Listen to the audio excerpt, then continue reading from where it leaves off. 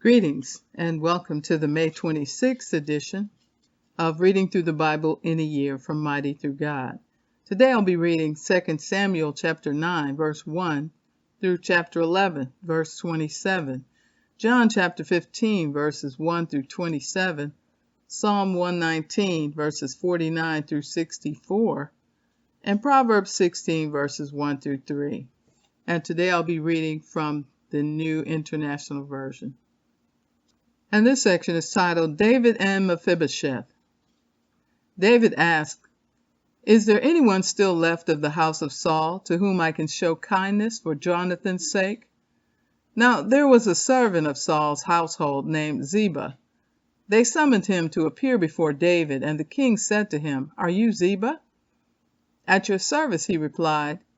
The king asked, "Is there no one still alive from the house of Saul to whom I can show God's kindness?" Ziba answered the king, "There is still a son of Jonathan. He is lame in both feet." "Where is he?" the king asked. Ziba answered, "He is at the house of Machir, son of Ammiel, in Lodabar." So King David had him brought from Lodabar, from the house of Machir, son of Ammiel.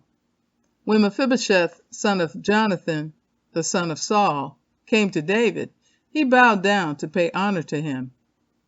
David said, "Mephibosheth." "At your service," he replied. "Don't be afraid," David said to him, "for I will surely show you kindness for the sake of your father Jonathan. I will restore to you all the land that belonged to your grandfather Saul, and you will always eat at my table." Mephibosheth bowed down and said, "What is your servant, that you should notice a dead dog like me?" Then the king summoned Ziba, Saul's steward, and said to him, "I have given your master's grandson everything that belonged to Saul and his family. You and your sons and your servants are to farm the land for him and bring in the crops, so that your master's grandson may be provided for. And Mephibosheth, grandson of your master, will always eat at my table." Now Ziba had 15 sons and 20 servants. Then Ziba said to the king, "Your servant will do whatever my lord the king commands his servant to do." So Mephibosheth ate at David's table like one of the king's sons. Mephibosheth had a young son named Micah, and all the members of Ziba's household were servants of Mephibosheth. And Mephibosheth lived in Jerusalem because he always ate at the king's table. He was lame in both feet. Chapter 10. In the course of time, the king of the Ammonites died, and his son Hanun succeeded him as king. David thought, "I will show kindness to Hanun, son of Nahash, just as his father showed kindness to me." So David sent a delegation to express his sympathy to Hanun concerning his father. When David's men came to the land of the Ammonites, the Ammonite commander said to Hanun their lord, "Do you think David is honoring your father by sending envoys to you to express sympathy? Hasn't David sent them to you only to explore the city and spy it out and overthrow it?" So Hanun seized David's envoys, shaved off half of each man's beard, cut off their garments at the buttocks, and sent them away. When David was told about this, he sent messengers to meet the men, for they were greatly humiliated. The king said, "Stay at Jericho till your beards have grown, and then come back." When the Ammonites realized that they had become obnoxious to David, they hired 20,000 Aramean foot soldiers from Beth Rahab and Zobah, as well as the king of Makkah with 1,000 men, and also 12,000 men from Tob. On hearing this, David sent Joab out with the entire army of fighting men. The Ammonites came out and drew up in battle formation at the entrance of the city gate, while the Arameans of Zobah and Rehab and the men of Tob and Makkah were by themselves in the open country. Joab saw that there were battle lines in front of him and behind him, so he selected some of the best troops in Israel and deployed them against the Arameans. He put the rest of the men under the command of Abishai, his brother, and deployed them against the Ammonites. Joab said, "If the Arameans are too strong for me, then you are to come to my rescue. But if the Ammonites are too strong for you, then I will come to rescue you. Be strong, and let us fight bravely for our people and the cities of our God. The Lord will do what is good in his sight." Then Joab and the troops with him advanced to fight the Arameans, and they fled before him. When the Ammonites realized that the Arameans were fleeing, they fled before Abishai and went inside the city. So Joab returned from fighting the Ammonites and came to Jerusalem. After the Arameans saw that they had been routed by Israel, they regrouped. Hadadezer had Arameans brought from beyond the Euphrates River. They went to Hilam with Shobach, the commander of Hadadezer's army, leading them. When David was told of this, he gathered all Israel, crossed the Jordan, and went to Hilam. The Arameans formed their battle lines to meet David and fought against him, but they fled before Israel, and David killed 700 of their charioteers and 40,000 of their foot soldiers. He also struck down Shobach, the commander of their army, and he died there. When all the kings who were vassals of Hadadezer saw that they had been routed by Israel, they made peace with the Israelites and became subject to them. So the Arameans were afraid to help the Ammonites anymore. Chapter 11. In the spring, at the time when kings go off to war, David sent Joab out with the king's men and the whole Israelite army. They destroyed the Ammonites and besieged Rabbah, but David remained in Jerusalem. One evening, David got up from his bed and walked around on the roof of the palace. From the roof, he saw a woman bathing. The woman was very beautiful, and David sent someone to find out about her. The man said, "She is Bathsheba, the daughter of Eliam, and the wife of Uriah the Hittite." Then David sent messengers to get her. She came to him, and he slept with her. Now she was purifying herself from her monthly uncleanness. Then she went back home. The woman conceived and sent word to David, saying, "I am pregnant." So David sent this word to Joab, "Send me Uriah the Hittite." And Joab sent him to David. When Uriah came to him, David asked him how Joab was, how the soldiers were, and how the war was going. Then David said to Uriah, "Go down to your house and wash your feet." So Uriah left the palace, and a gift from the king was sent after him. But Uriah slept at the entrance to the palace with all his master's servants, and did not go down to his house. David was told Uriah did not go home. So he asked Uriah, "Haven't you just come from a military campaign? Why didn't you go home?" Uriah said to David, "The ark and Israel and Judah are staying in tents, and my commander Joab and my lord's men are camped in the open country. How could I go to my house to eat and drink and make love to my wife? As surely as you live, I will not do such a thing." Then David said to him, "Stay here one more day, and tomorrow I will send you back." So Uriah remained in Jerusalem that day and the next. At David's invitation, he ate and drank with him, and David made him drunk. But in the evening, Uriah went out to sleep on his mat among his master's servants. He did not go home. In the morning, David wrote a letter to Joab and sent it with Uriah. In it, he wrote, "Put Uriah out in front where the fighting is fiercest. Then withdraw from him, so he will be struck down and die." So while Joab had the city under siege, he put Uriah at a place where he knew the strongest defenders were. When the men of the city came out and fought against Joab, some of the men in David's army fell. Moreover, Uriah the Hittite died. Joab sent David a full account of the battle. He instructed the messenger, "When you have finished giving the king this account of the battle, the king's anger may flare up, and he may ask you, 'Why did you get so close to the city to fight? Didn't you know they would shoot arrows from the wall?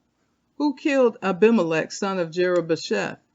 Didn't a woman drop an upper millstone on him from the wall so that he died in Thebez? Why did you get so close to the wall? If he asks you this, then say to him, moreover, your servant Uriah the Hittite is dead. The messenger set out, and when he arrived, he told David everything Joab had sent him to say. The messenger said to David, the men overpowered us and came out against us in the open, but we drove them back to the entrance of the city gate. Then the archers shot arrows at your servants from the wall, and some of the king's men died. Moreover, your servant Uriah the Hittite is dead. David told the messenger, say this to Joab. Don't let this upset you. The sword devours one as well as another. Press the attack against the city and destroy it. Say this to encourage Joab. When Uriah's wife heard that her husband was dead, she mourned for him. After the time of mourning was over, David had her brought to his house, and she became his wife and bore him a son. But the thing David had done displeased the Lord. John chapter 15. This section is titled The Vine and the Branches. I am the true vine, and my Father is the gardener. He cuts off every branch in me that bears no fruit, while every branch that does bear fruit, he prunes, so that it will be even more fruitful. You are already clean because of the word I have spoken to you. Remain in me as I also remain in you. No branch can bear fruit by itself. It must remain in the vine. Neither can you bear fruit unless you remain in me. I am the vine, you are the branches. If you remain in me and I in you, you will bear much fruit. Apart from me, you can do nothing. If you do not remain in me, you are like a branch that is thrown away and withers. Such branches are picked up, thrown into the fire, and burned. If you remain in me, and my words remain in you, ask whatever you wish, and it will be done for you. This is to my Father's glory, that you bear much fruit, showing yourselves to be my disciples. As the Father has loved me, so have I loved you. Now remain in my love. If you keep my commands, you will remain in my love, just as I have kept my Father's commands and remain in his love. I have told you this so that my joy may be in you, and that your joy may be complete. My command is this: love each other as I have loved you. Greater love has no one than this, to lay down one's life for one's friends. You are my friends if you do what I command. I no longer call you servants, because a servant does not know his master's business. Instead, I have called you friends, for everything that I learned from my Father I have made known to you. You did not choose me, but I chose you and appointed you, so that you might go and bear fruit, fruit that will last, and so that whatever you ask in my name, the Father will give you. This is my command: love each other. If the world hates you, keep in mind that it hated me first. If you belonged to the world, it would love you as its own. As it is, you do not belong to the world, but I have chosen you out of the world. That is why the world hates you. Remember what I told you: a servant is not greater than his master. If they persecuted me, they will persecute you also.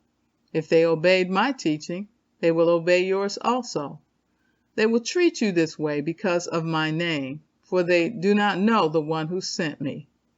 If I had not come and spoken to them, they would not be guilty of sin.